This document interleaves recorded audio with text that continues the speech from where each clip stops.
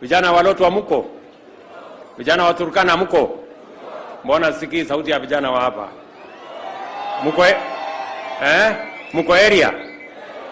Tumekubaliana na hawa viongozi wenu ya kwamba ni jukumu letu collectively as leaders kupanga mambo ya ajira ya vijana wetu.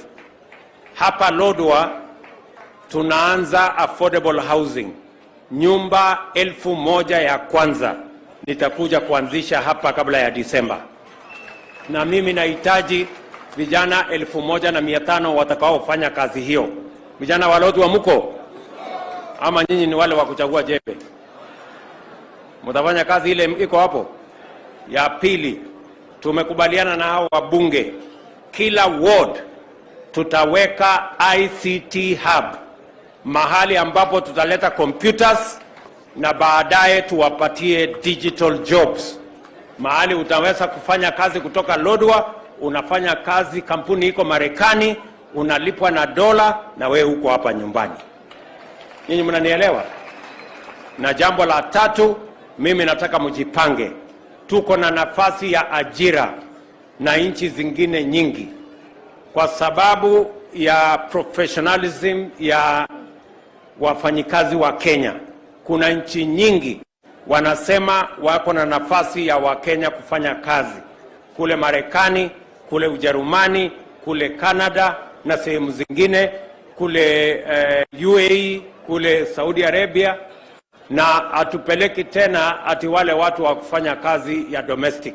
Sasa tunapeleka wananchi wako na skills, wako na profession, ndio tuweze kupata ajira ya vijana. Tuko na vijana wengi wamesoma, wako na diploma, wako na degree, wako na certificate. Ni jukumu letu kupanga mambo yao ya ajira. Vijana mnanisikia? Na mimi nimefurahi sana kufika hapa leo. Asanteni sana kwa kunikaribisha. Nimesikia vile viongozi wamesema tutaungana na tutaenda mbele pamoja. Si namna hiyo? Si ndio? Nyinyi mnajua ya kwamba kama mko na rafiki, mimi ndio rafiki yenu. Ama namna gani? Na sasa nyinyi mjipange. Si mnaona hata saa zingine mnakosa kunipigia kura, lakini mimi napita tu.